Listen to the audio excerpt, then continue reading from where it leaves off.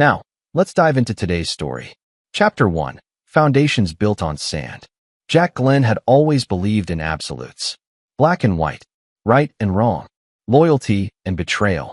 There was no gray area in his world, just as there had been no gray area in the 22 years he'd served as a Navy SEAL.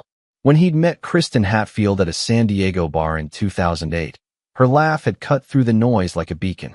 She was different from the other women who gravitated toward men in uniform. She seemed to see past the ribbons and medals to something deeper. "I don't date military men," she told him that first night, her green eyes challenging him over her whiskey sour. "Good thing I'm not asking you to date me," Jack had replied, his weathered face breaking into a rare smile. "I'm asking you to marry me." It had been a joke then, but 6 months later, it became reality. Kristen Hatfield became Kristen Glenn in a small ceremony at the base chapel, her flowing auburn hair crowned with her grandmother's pearls. Jack's fellow SEALs had given them a traditional sword arch, and for a moment, everything felt perfect. Their daughter Leanne arrived 2 years later, a whirlwind of energy with Jack's steel-gray eyes and Kristen's infectious laugh. Jack would spend his shore leave teaching her to fish, to throw a punch, to read the weather in cloud formations. She was 8 now, and every video call from overseas showed her growing more independent, more like him. But deployments were hard on marriages, and Jack's were longer and more dangerous than most. His unit specialized in deep insertion operations, the kind where radio silence could last weeks and coming home wasn't guaranteed. Kristen had signed up for the uncertainty, but signing up and living with it were different creatures entirely. The cracks started small. Missed calls that went unexplained. New clothes that appeared in her wardrobe. A distance in her eyes during their video calls that hadn't been there before. Jack noticed everything. It was what kept him alive overseas, but he chose to believe in the woman he'd married rather than the evidence mounting before him. Terrence Marsh had moved to their neighborhood in Coronado 18 months ago. He was everything Jack wasn't. Present, available, charming in an easy way that didn't carry the weight of taking lives for country. Terrence sold luxury cars and drove a different one each week, his smile as polished as the chrome bumpers he hawked. He was the kind of man who remembered birthdays and anniversaries, who showed up to school events and neighborhood barbecues with wine and compliments.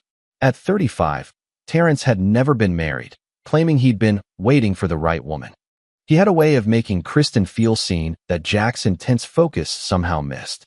Where Jack spoke in tactical assessments and measured responses, Terrence painted pictures with his words, making ordinary moments sound like adventures. The affair began innocently enough, or so Kristen told herself. Terrence's car had broken down, convenient, given his profession, and he'd knocked on their door asking to use the phone. Kristen had invited him in for coffee, and they talked for 3 hours about everything except the call he'd supposedly needed to make.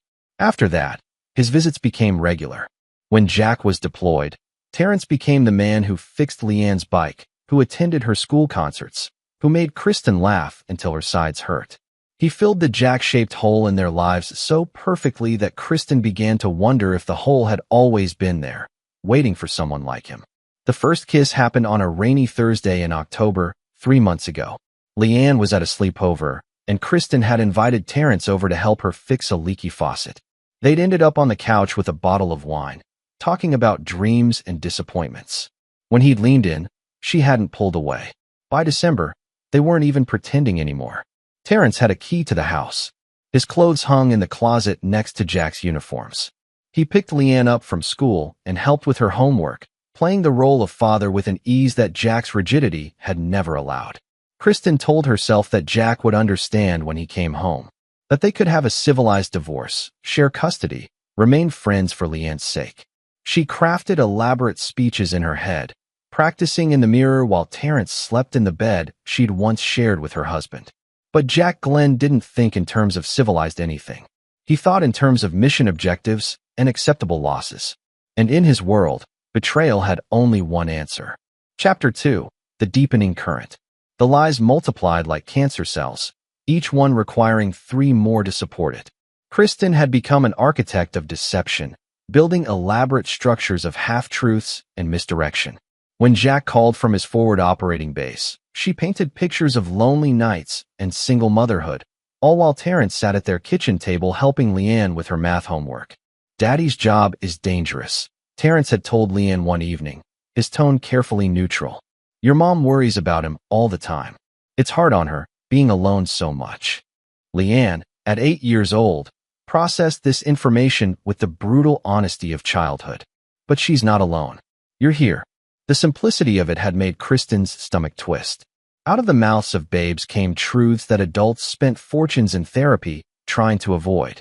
She was building a new life on the foundation of her old one, and sooner or later, the weight would cause everything to collapse.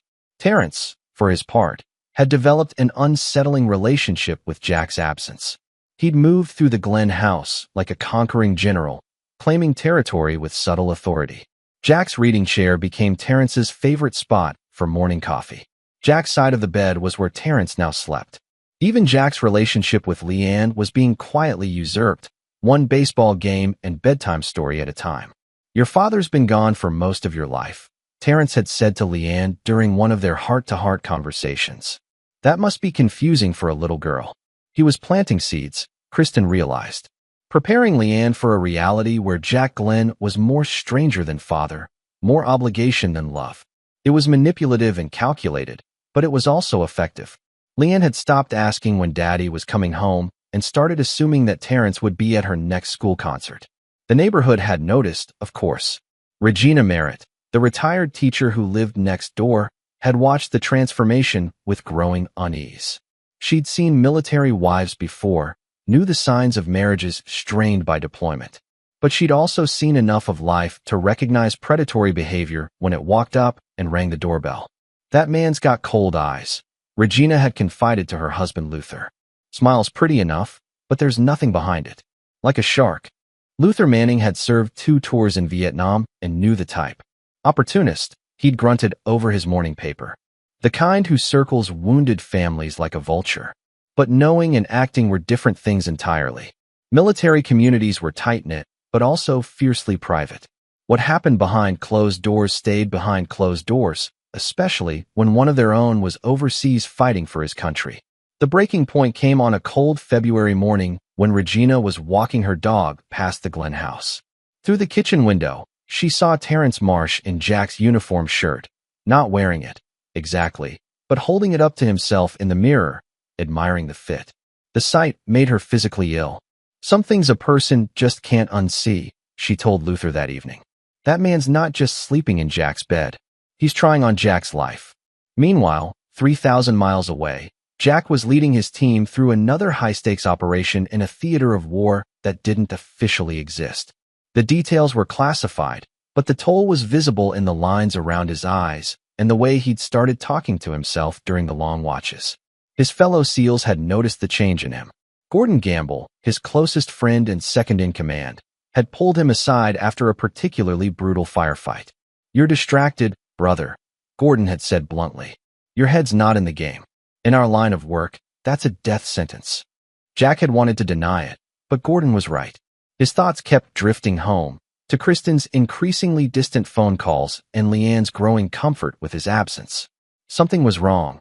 His instincts screamed it, but he was 8,000 miles away from being able to do anything about it. Family trouble? Gordon had pressed. Maybe, Jack had admitted. Or maybe I'm just getting paranoid in my old age.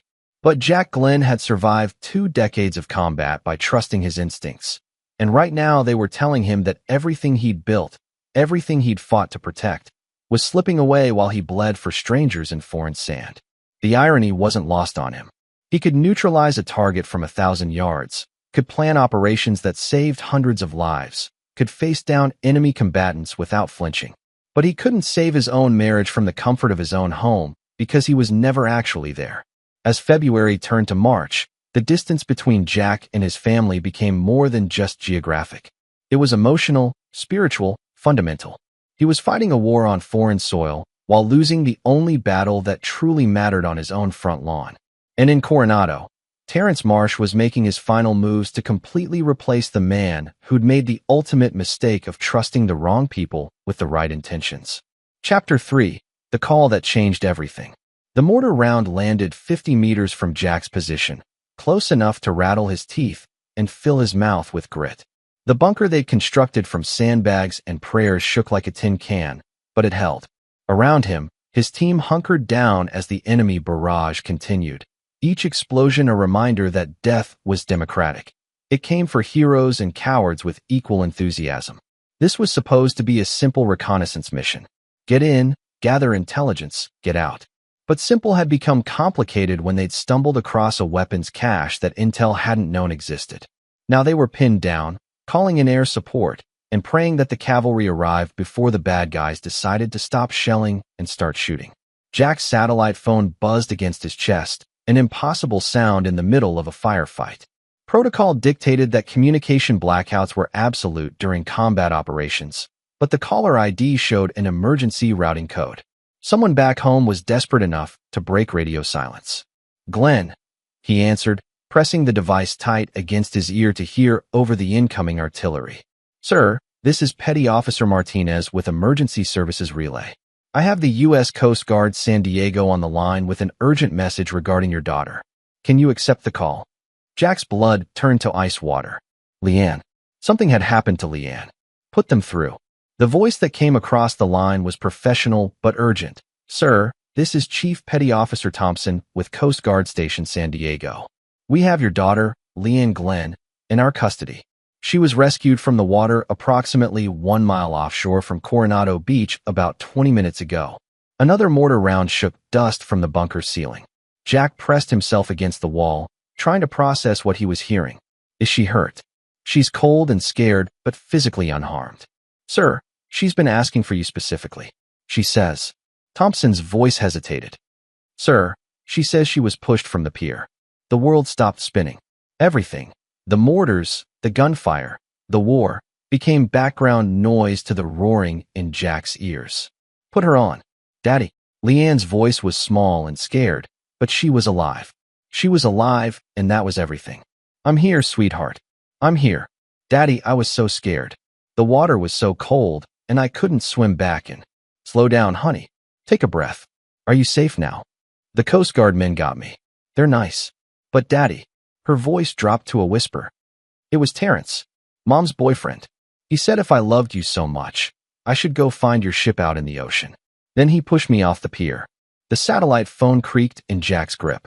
Around him, his teammates were returning fire, shouting coordinates, managing the chaos of combat.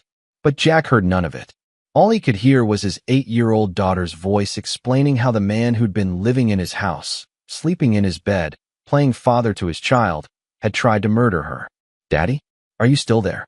"I'm here, baby. I'm here. Listen to me very carefully. You stay with the Coast Guard until I get there. Don't go anywhere with anyone else. Do you understand? When are you coming home?"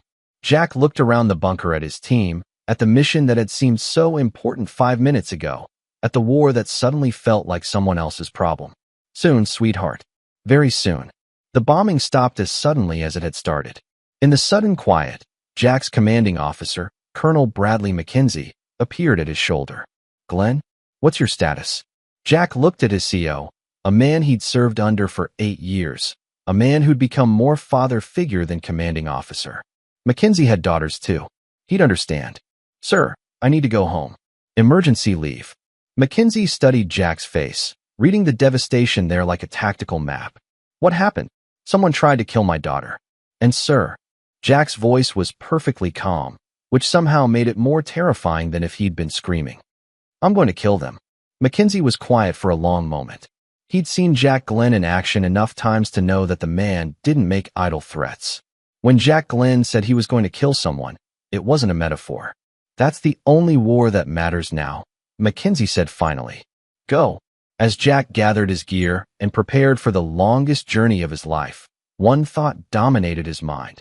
Terrence Marsh had made the fatal mistake of threatening what Jack Glenn loved most. And in Jack's world, that kind of betrayal carried only one sentence. The war overseas could wait. The real war was about to begin at home. Chapter 4, Homecoming. Jack Glenn stepped off the military transport at Naval Air Station North Island at 0300 hours, 48 hours after receiving the call that had changed everything. His duffel bag contained the essentials: 3 changes of clothes, his service weapon, and a tactical knife that had saved his life more times than he could count. What it didn't contain were any illusions about what he was coming home to. The drive to Coronado General Hospital took 12 minutes. Jack timed it, noting alternate routes and potential choke points with the same automatic assessment that had kept him alive in hostile territory. Old habits died hard, and right now, he considered San Diego enemy territory. Leanne was sleeping when he arrived, small and pale in the hospital bed, her fluids replacing what the cold Pacific had stolen from her. The attending physician, Dr. Darla Abbott, met him in the hallway with a file thick enough to indicate thorough examination. "Mr. Glenn? I'm Dr. Abbott. Your daughter is physically fine. Mild hypothermia, some abrasions from the rocks, but nothing permanent. However," she paused, choosing her words carefully, "the psychological evaluation indicates significant trauma. She's been very specific about what happened." Jack studied his daughter through the window. Even in sleep, her face was tense, troubled. "What did she tell you?" "That Mr. Marsh, your wife's friend, deliberately pushed her from the Coronado Pier. She says he was angry about something, that he'd been drinking. She also mentioned that this wasn't the first time he'd been physically aggressive with her." The temperature in the hallway seemed to drop 10 degrees. "Explain." Shoving, grabbing her arm hard enough to leave bruises, verbal intimidation. Classic escalation pattern for domestic abuse. "Mr. Glenn, I'm legally obligated to report this to Child Protective Services." "Where's my wife?" Dr. Abbott's expression told him everything he needed to know before she spoke. She's been here, but she left about an hour ago. With Mr. Marsh." Jack absorbed this information like a body blow. His wife, the woman he'd married, the mother of his child, had left their daughter alone in a hospital bed to go home with the man who'd tried to kill her. "I want to see her file. Everything." "Mr. Glenn, I can't." Jack's gray eyes met hers, and whatever she saw there made her reconsider. She handed him the file. The photographs were damning. Bruises on Leanne's upper arms, finger-shaped marks that spoke of adult hands gripping too tightly. A counselor's notes about nightmares, about a little girl who'd started wetting the bed again, about behavioral changes that screamed abuse to anyone trained to recognize the signs. "How long has this been going on?" Based on Leanne's statements, approximately 3 months. "Mr. Glenn, where have you been?"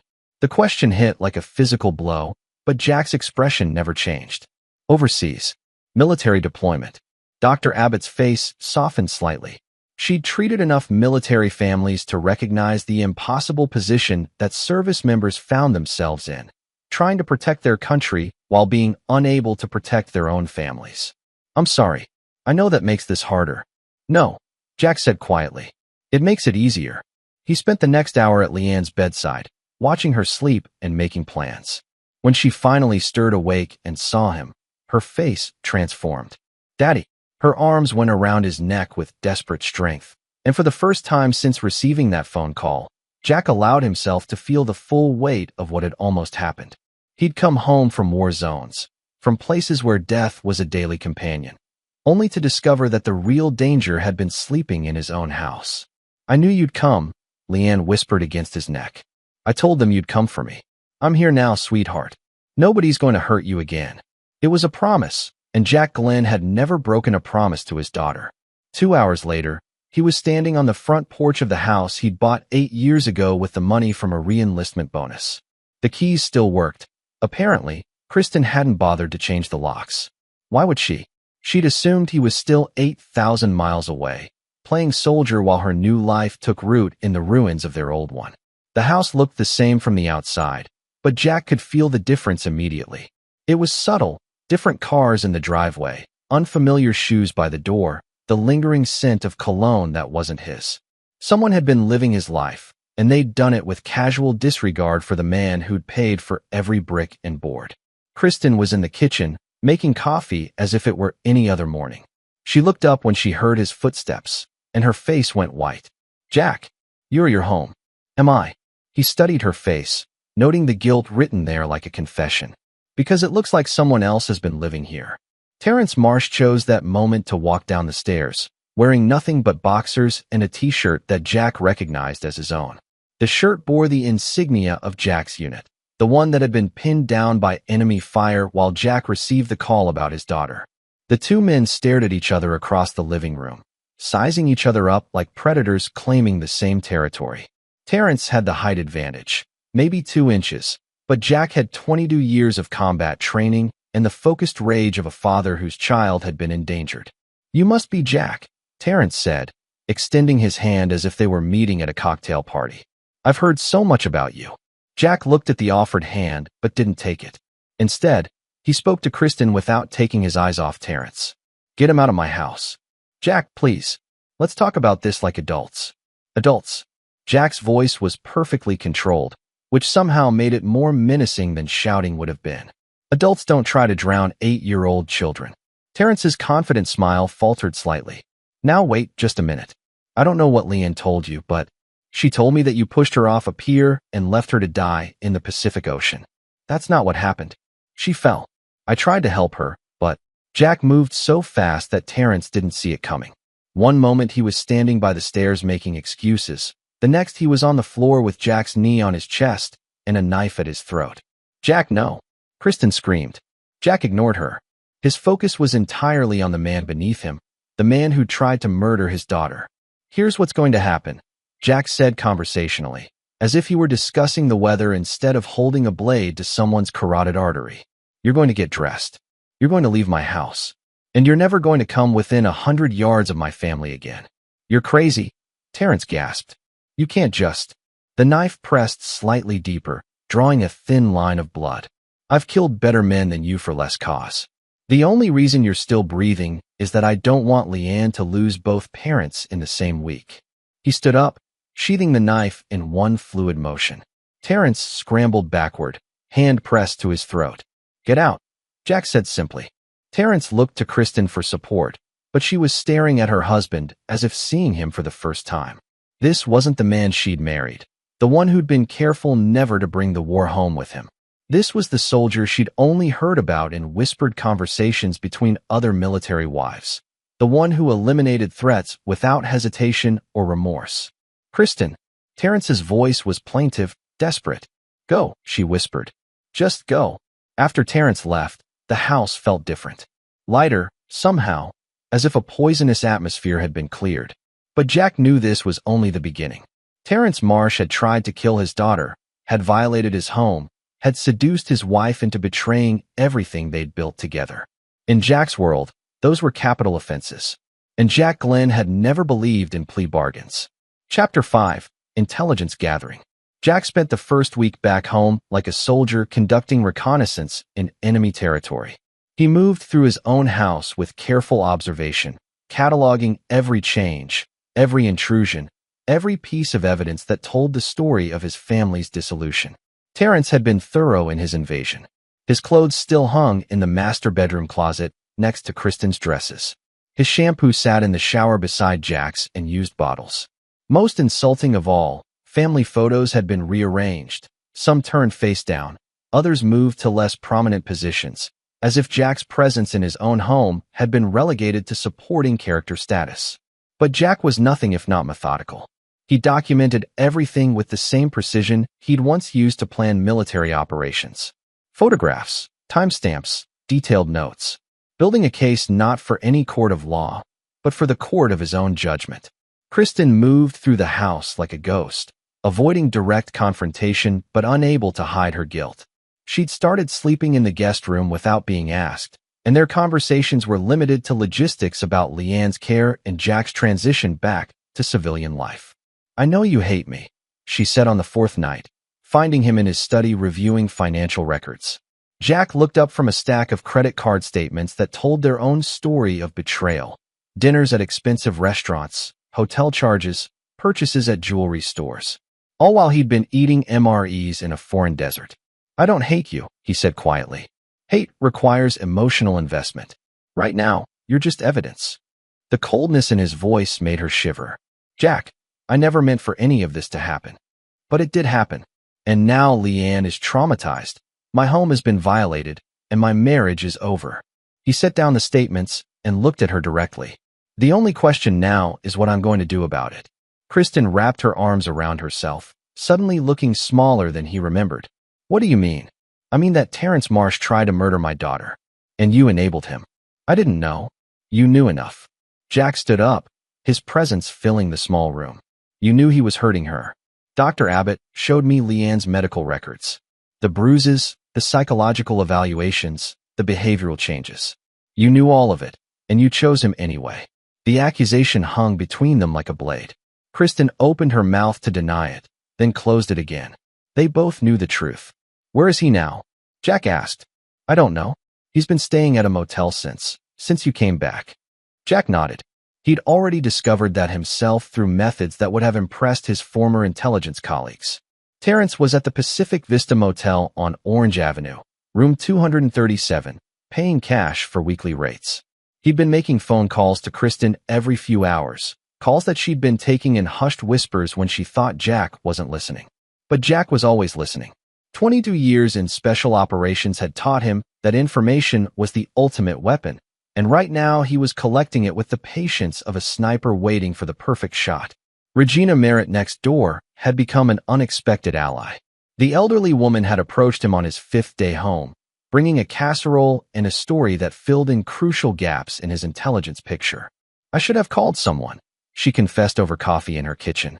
But I didn't know who to call or what to say. Military wives. Well, we're taught to handle things ourselves. She told him about the months of watching Terrence's car in the driveway, about seeing him answer the door in Jack's bathrobe, about the night she'd witnessed him screaming at Leanne in the backyard, close enough that she'd been tempted to call the police, but the child had gone inside before she could act. He's got a mean streak, Regina said. Hides it well, but it's there. Your little girl was scared of him, Jack. I could see it in the way she'd flinch when he raised his voice. Jack absorbed this information like pieces of a tactical puzzle, each detail adding to his understanding of the enemy's patterns and weaknesses. Because that's what Terrence had become in Jack's mind. Not a romantic rival, not a mistake that could be forgiven, but an enemy combatant who had targeted his family. And Jack Glenn had become very good at neutralizing enemy combatants. Gordon Gamble called on the 7th day, checking in from their forward operating base. How's the home front, brother? Complicated, Jack said, which was military speak for completely fucked, but I'm handling it. Need backup. The offer was genuine. Gordon would be on the next transport home if Jack said the word, and he'd bring friends. The brotherhood of special operations ran deeper than blood, and threatening one man's family was threatening them all. Not yet, Jack replied. But I'll let you know. Roger that. Just remember, we don't leave men behind, and we don't let threats to the family go unanswered. After ending the call, Jack sat in his study looking at the photographs of Leanne's bruises, at the credit card statements showing Terrence's expensive tastes, at the evidence of a man who had systematically destroyed everything Jack held sacred. In the military, there were rules of engagement, protocols for dealing with enemy combatants, legal frameworks that governed the use of force. But Jack wasn't in the military anymore. He was a father whose child had been hurt, a husband whose marriage had been destroyed, a man whose home had been invaded. And in his world, the real world, the one where 8-year-old girls got pushed off piers, there was only one rule that mattered. Protect your own, by any means necessary. Terrence Marsh was about to learn what it meant to threaten the family of a man who had spent 2 decades perfecting the art of war. Chapter 6, Opening Moves. The psychological warfare began on a Tuesday morning with something as simple as a flat tire. Terrence discovered it when he left the Pacific Vista Motel for his morning jog, a routine that Jack had observed and cataloged with military precision. 2 tires, actually, slashed with surgical accuracy in a way that suggested professional expertise rather than random vandalism. When Terrence called the auto club, he was told there would be a 3-hour wait. When he called a taxi, he found that all the local companies were experiencing unusual delays. By the time he managed to get replacement tires, he'd missed his appointment with a potential client, a deal worth $15,000 in commission. Jack watched from a rental car parked 3 blocks away, taking notes on Terrence's increasingly frustrated phone calls. Phase 1 of his operation was about disruption, making his target's life systematically more difficult without leaving evidence that could be traced back to him. The next day, Terrence's credit cards were mysteriously declined at 3 different establishments. When he called the companies, he was told there were computer glitches that would require 24 to 48 hours to resolve. His bank account showed a temporary hold on funds due to suspicious activity patterns that required in-person verification. By Thursday, Terrence was paying for everything in cash and looking over his shoulder constantly. He'd started making paranoid phone calls to Kristen, asking if Jack had said anything about him, if there had been any unusual activity around the house. "He's just trying to scare me," Terrence told Kristen during one of their hushed conversations that Jack monitored through equipment that didn't officially exist. "Trying to get me to leave town." "Maybe you should," Kristen replied, her voice strained. "Maybe we both should. This isn't healthy for anyone." "Run away? Let him win." "Kristen, I love you. I love Leanne. This is our life now, not his." The possessive certainty in Terrence's voice told Jack everything he needed to know about his target's psychology. This wasn't a man who would be scared away by flat tires and credit card problems. This was a predator who viewed Kristen and Leanne as his property, who saw Jack as an obstacle to be eliminated rather than a husband wronged. That assessment changed Jack's tactical approach considerably. On Friday, Jack paid a visit to Terrence's workplace, Premium Automotive Sales, a high-end dealership that catered to clients with more money than sense. He didn't go as himself. Instead, he wore an expensive suit and carried credentials identifying him as Robert Martinez, a private investigator working for a law firm.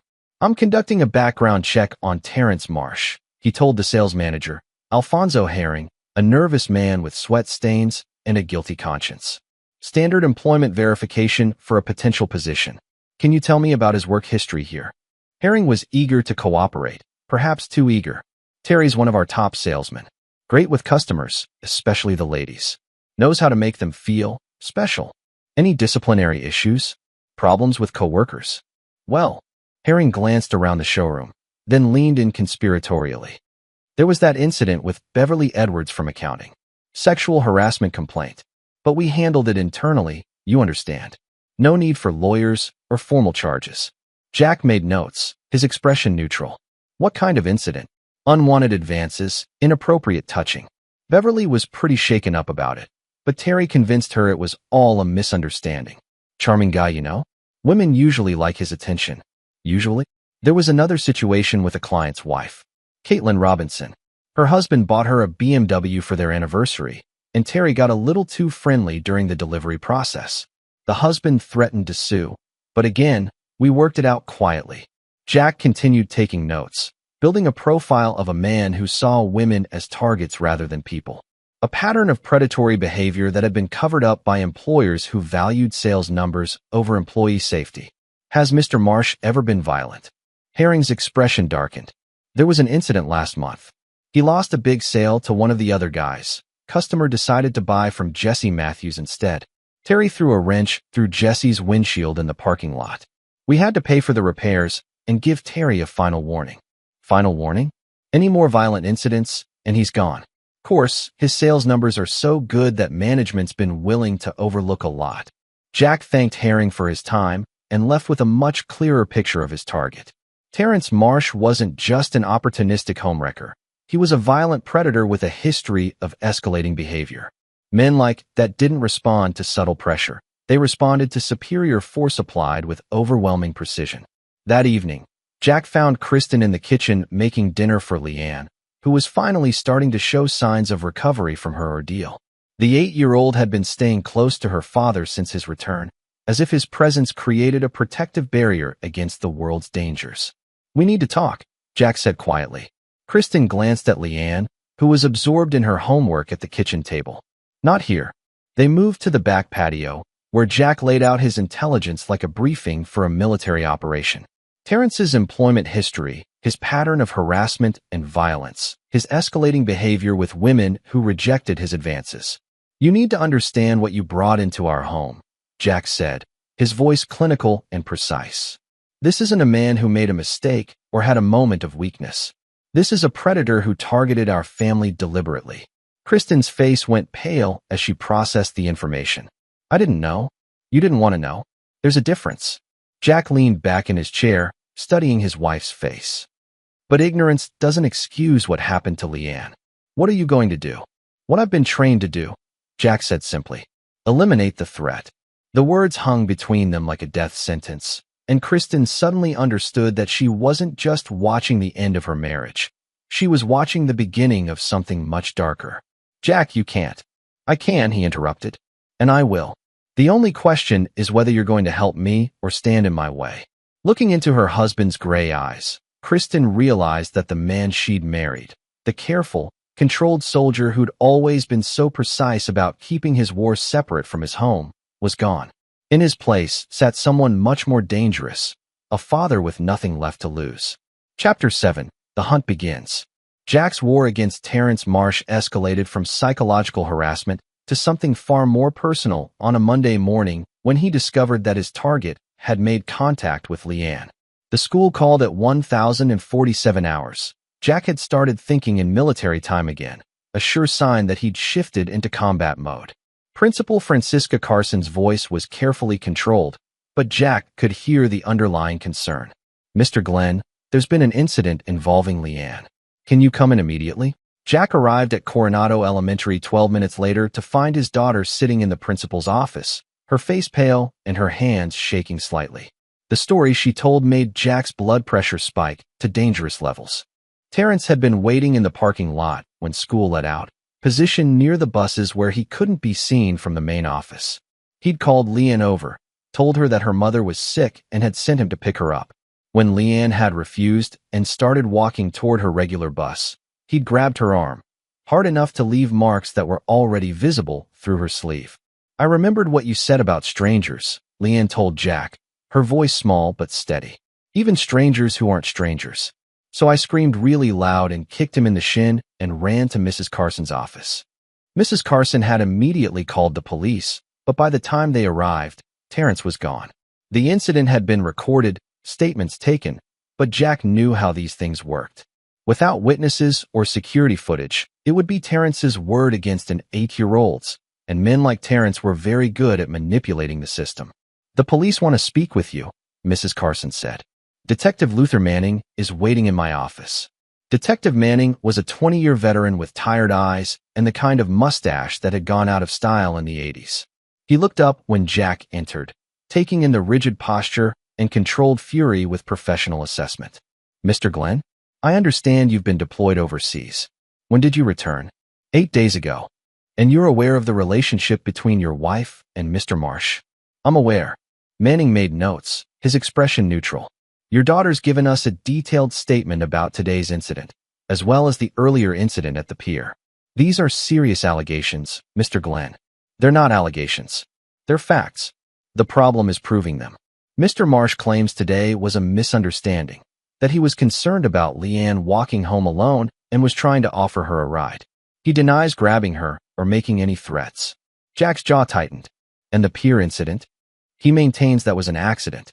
Says Leanne slipped and fell while they were fishing, that he immediately called for help." Manning closed his notebook.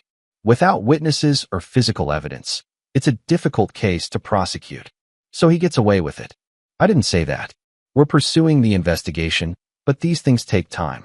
In the meantime, I'd strongly suggest keeping your daughter close and documenting any further contact." After Manning left, Jack sat in his car outside the school for a long time, thinking. The legal system was designed to protect the innocent, but it also protected predators who knew how to work within its constraints. Terrence had experience manipulating women, manipulating employers, manipulating situations to his advantage. He would use those same skills to manipulate the legal system. But Jack Glenn hadn't spent 22 years learning to work within legal constraints. He'd learned to work around them. That evening, he put Leanne to bed early and found Kristen waiting for him in the kitchen. She'd heard about the school incident from Mrs. Carson and looked like she'd been crying. "This has to stop," she said without preamble. "He's escalating. First the pier, now this. What's next?" Jack poured himself a cup of coffee and studied his wife's face. "You tell me. You know him better than I do." "I thought I did. But the man I was with, he was charming, gentle, romantic. He never showed me this side. Because you weren't an obstacle to him.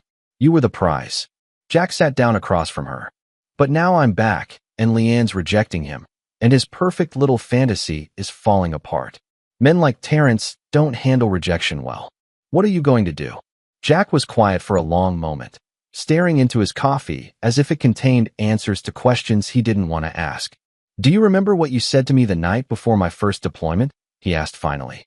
Kristen frowned, confused by the change of subject. "That was 12 years ago, Jack. You said, 'Come home to us. No matter what it takes, no matter what you have to do, just come home to us.'" Jack looked up at her, and she saw something in his eyes that made her breath catch. I kept that promise, Kristen. Every mission, every firefight, every time I had to make impossible choices, I thought about you and Leanne, and I found a way to come home. Jack. But now I'm home, and the war followed me. It's in my house, threatening my daughter, destroying everything I fought to protect. He stood up, his movements controlled but predatory. So I'm going to end it the same way I ended every other war I've fought. What does that mean? Jack looked at her for a long moment, and Kristen realized she was seeing her husband clearly for the first time in their marriage. Not the careful, controlled man who'd hidden his darker nature behind uniforms and protocols, but the soldier who'd done whatever was necessary to complete his missions and come home alive. It means Terrence Marsh is going to disappear, Jack said simply. And when he does, everyone's going to assume he just moved on to easier prey, including you. Kristen stared at him, understanding the implications but unable to process them fully. You're talking about murder. I'm talking about eliminating a threat to my family. Jack finished his coffee and rinsed the cup in the sink with methodical precision. The only question is whether you're going to help me or get in my way. I won't be part of this. You already are. Jack's voice was matter-of-fact, without anger or judgment. The moment you brought him into our home, the moment you chose him over Leanne's safety, you became part of this. The only choice you have now is whether you're on my side or his. After Jack left the kitchen, Kristen sat alone in the dark, thinking about the man she'd married and the man she'd betrayed him with. She'd thought Jack was cold, distant, emotionally unavailable. She'd never considered that his careful control might be the only thing standing between his family and the kind of violence he'd perfected in service to his country. Now that control was gone, and Kristen was finally seeing the warrior she'd married. Not the sanitized version that came home on leave, but the one who made the hard choices that kept his family safe. And she was terrified to realize which version she respected more. Chapter 8. The Deep End. The abandoned warehouse on the outskirts of National City had been closed for 3 years, a casualty of the recession and changing shipping patterns. To most people, it was just another piece of urban decay, the kind of place that drug addicts and homeless camps avoided because even desperation had its limits. To Jack Glenn, it was the perfect operational theater. He'd spent 2 weeks preparing the space with the same methodical precision he'd once applied to forward operating bases in hostile territory. Sound-dampening materials salvaged from construction sites, plastic sheeting that could be easily disposed of, tools that had been purchased with cash from different stores across 3 counties. Most importantly, he'd established multiple exit routes and disposal protocols that would leave no traceable evidence. If this operation went sideways, Jack would disappear into the California underground as completely as any ghost they'd created in foreign countries. But this operation wouldn't go sideways. Jack had planned it with the same attention to detail that had made him one of the military's most effective special operations soldiers. And unlike his previous missions, this one was personal. Getting Terrence to the warehouse required exploiting the man's fundamental weakness, his inability to walk away from a challenge to his dominance. Jack had orchestrated it through Kristen, feeding her the script that would draw their target into the perfect killing ground. He's been asking me to meet him, she told Terrence during one of their monitored phone calls. Says he wants to talk about a civilized divorce, about custody arrangements. I think he's finally accepting that it's over between us. That doesn't sound like the man who held a knife to my throat, Terrence had replied, suspicious but intrigued. Maybe he realizes that fighting me will just hurt Leanne more. You know how military men are about their orders and protocols. Maybe someone above him told him to stand down. It was brilliant psychology, Jack had to admit. Kristen had pushed exactly the right buttons, appealing to Terrence's ego while offering him the victory he craved. The man who tried to drown an 8-year-old girl couldn't resist the chance to gloat over the soldier he'd defeated. Where does he want to meet? Some warehouse in National City. Says it's neutral ground, private enough to talk without neighbors listening in. Kristen had delivered the address with just the right amount of reluctance, as if she were betraying a confidence. I don't like it. Sounds like a trap. Terry, he's a military man. They don't do ambushes in civilian life. They have too much respect for rules and proper procedures. Besides, what's he going to do? He can't hurt you without going to prison, and then Leanne would lose both her father figures. The appeal to Terrence's narcissism had worked perfectly. He'd agreed to the meeting, convinced that his superior understanding of Jack's military mindset would protect him from any potential violence. He was about to learn how wrong he could be. Jack arrived at the warehouse 2 hours before the scheduled meeting, conducting final preparations with the calm focus of a surgeon preparing for a complex operation. Everything was ready: the soundproofing, the tools, the disposal protocols. All that remained was the arrival of his target. Terrence pulled up exactly on time, driving the silver BMW he'd been using to charm clients and seduce wives. He stepped out of the car looking confident, almost cocky, wearing an expensive suit that probably cost more than most people's monthly salary. "Glenn," he called out as he approached the warehouse entrance. "Let's get this over with. I've got better things to do than waste time on your wounded ego." Jack opened the door, standing in the shadows where Terrence couldn't see his face clearly. "Come in. We need privacy for this conversation." The warehouse interior was dimly lit by work lights that Jack had positioned to create pools of illumination separated by zones of darkness. It gave the space an theatrical quality, like a stage set designed for a particularly violent play. "Jesus, what is this place?" Terrence asked, his confidence wavering slightly as he took in the industrial emptiness. "Neutral ground," Jack replied, closing the door behind them. The sound of the lock engaging echoed through the empty space with finality. "Look, I know you're upset about Kristen and me, but we're all adults here. She made her choice, and—" Jack hit him from behind with a blackjack, dropping him to the concrete floor with surgical precision. Not hard enough to cause permanent brain damage, but hard enough to ensure compliance. When Terrence came to, he was zip-tied to a metal chair in the center of the warehouse, the work lights creating a perfect interrogation setup. Jack sat across from him, cleaning his fingernails with the tactical knife that had saved his life more times than he could count. "What the fuck is this?" Terrence demanded, struggling against the restraints. "You can't do this. This is kidnapping, assault. I'll have you arrested." "No, you won't," Jack said calmly, not looking up from his knife. "Because after tonight, you won't be around to file any complaints." The casual certainty in Jack's voice cut through Terrence's bluster like a blade through silk.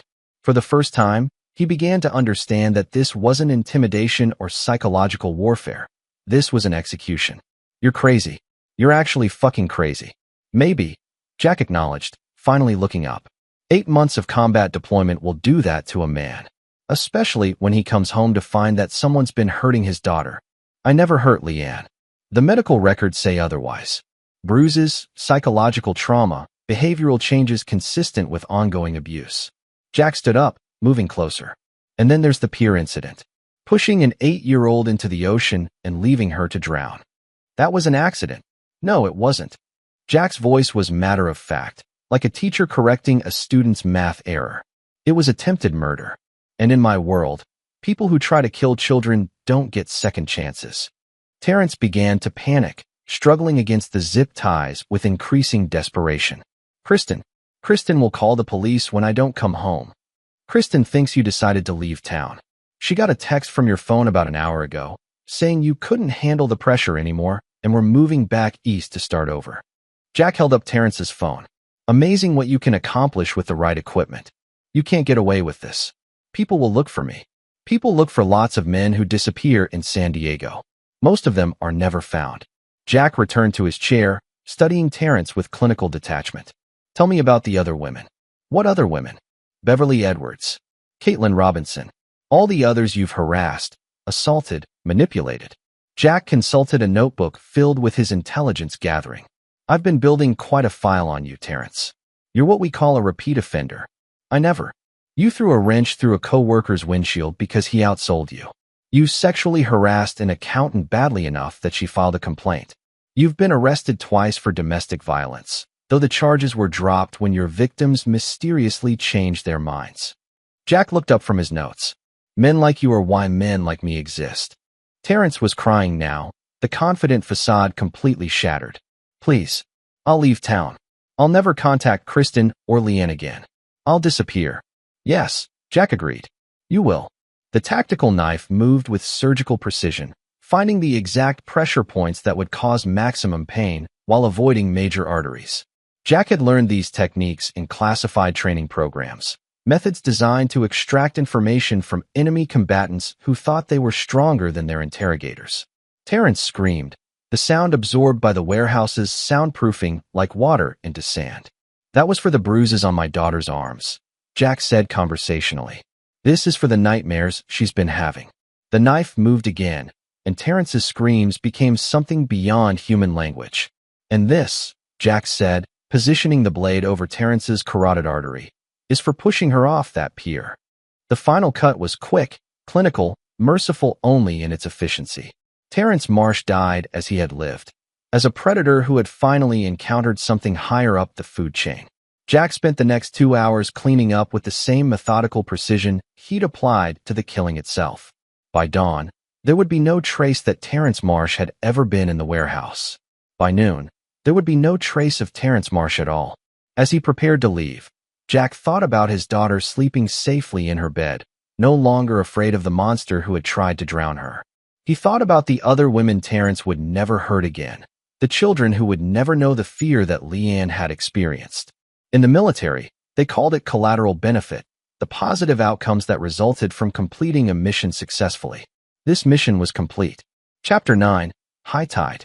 6 months later, Jack Glenn sat on the deck of his new house overlooking Mission Bay, watching his daughter Leanne practice casting her fishing line into the calm water. She'd gotten good at it, her technique improving with each session, her laughter carrying across the water like music. The old house in Coronado had been sold, the proceeds split in the divorce settlement that had been finalized with surprising speed. Kristen had moved to Phoenix to live with her sister, claiming she needed a fresh start away from the memories. She called Leanne twice a week, maintaining the relationship but accepting that primary custody would remain with Jack. I can't fight you, she told him during one of their final conversations. And I can't live with what I know. Jack had understood. Kristen was a good woman who'd made bad choices, but she wasn't strong enough to live with the reality of what those choices had required. Some people could compartmentalize violence when it served justice. Others couldn't bear the weight of necessary cruelty. The official story was simple and believable. Terrence Marsh had grown tired of the complications in San Diego and moved back to his hometown in Ohio to start over. His disappearance had been noted but not investigated. After all, men left town all the time when relationships became too complicated. His car had been found at the Greyhound station with a note explaining his decision to travel light and start fresh. The car dealership had been mildly inconvenienced by his sudden departure, but Alfonso Herring had seemed almost relieved. Always was a little too intense, he told anyone who asked. Probably better off somewhere else. Detective Luther Manning had made a few perfunctory inquiries when Terrence failed to appear for a scheduled interview about the Leanne Glenn incident, but the case had been administratively closed when the primary suspect disappeared. Manning had bigger problems to worry about than a harassment case involving a man who'd apparently left the state. Regina Merritt had been the only one to express real concern about Terrence's sudden departure. Seemed like the type who'd stick around to cause more trouble, she told her husband Luther over their morning coffee. Men like that don't usually just walk away. Maybe he finally met someone who convinced him it was time to go, Luther had replied, glancing meaningfully toward Jack's new house. Military men understood each other, even across generational lines. Jack's transition to civilian life had been surprisingly smooth. The Navy had processed his early retirement with minimal questions, understanding that family emergencies sometimes required difficult choices. His pension and disability benefits provided enough financial security to focus on being a full-time father, though he'd started doing some consulting work for private security firms that needed his particular skill set. Gordon Gamble had visited twice, each time spending long hours on the deck with Jack, drinking beer and talking about everything except the obvious. Military brotherhood ran deep, and men who'd served together understood that some conversations were better conducted in silence. You seem settled, Gordon had observed during his most recent visit, watching Jack and Leanne working together to repair a fishing net. I am, Jack had replied simply. Good. Some wars are worth fighting. Some wars are necessary. They'd left it at that, understanding passing between them like a frequency only soldiers could hear. Leanne had thrived in the months since Terrence's disappearance. The nightmares had stopped, the behavioral problems had resolved, and she'd begun to flourish under Jack's patient attention. They'd established routines built around fishing trips, homework sessions, and quiet evenings when she'd tell him about her day while he prepared dinner. "Dad," she said now, reeling in her practice cast with improved technique. "Mrs. Carson wants to know if you'll speak to her class about the military." "What would I tell them?" "About being brave, I guess. About protecting people." Jack considered this, watching his daughter's face in the golden afternoon light. She'd grown older in the past 6 months, not just physically but emotionally. The innocence that Terrence had tried to steal from her was gone, but in its place was something stronger, a quiet confidence that came from knowing her father would always protect her. "Being brave isn't about not being scared," he said finally. "It's about doing what needs to be done even when you are scared. Like when you came home from the war to help me." "Exactly like that." Leanne nodded, processing this with the serious consideration she brought to everything these days. "Will you do the presentation?" "If you want me to." "I do. I want everyone to know that my dad is a hero." Jack looked out over the water, thinking about the choices he'd made and the prices he'd paid. Hero was a complicated word, especially when applied to actions that couldn't be discussed in polite company. But if his daughter felt safe, if she could sleep without nightmares and laugh without fear, then perhaps the label didn't matter. "We should head in," he said, noting the sun's position. "Dinner won't cook itself." As they packed up their fishing gear, Leanne chatted about school and friends and plans for the weekend. Normal 8-year-old concerns, the kind she'd been too scared to have when Terrence had been in their lives. Jack listened with the patient attention he'd once applied to intelligence briefings, understanding that these conversations were just as important as any military mission he'd ever undertaken. That night, after Leanne was asleep, Jack sat on his deck with a beer and a secure satellite phone, making his weekly check-in with Gordon. "Status report?" Gordon asked, using their old operational protocol. "All quiet on the home front," Jack replied. "Target neutralized, civilians safe, mission parameters exceeded. Any ongoing threats?" "Negative. Situation stable, indefinitely." "Copy that. Anything else you need?" Jack looked through the sliding door at his daughter's bedroom, where a nightlight cast gentle shadows on walls decorated with fishing trophies and school certificates. 6 months ago, that room had belonged to a frightened child who wet her bed and jumped at unexpected sounds. Now it belonged to a little girl who dreamed about fishing trips and science projects. "Negative," he said. "All objectives achieved." After ending the call, Jack remained on the deck for a long time, listening to the gentle sound of water against the shore. In the distance, he could see the lights of Naval Base San Diego, where young sailors were preparing for deployments that would take them far from home in service to their country. Jack had served his country for 22 years, and he'd served it well.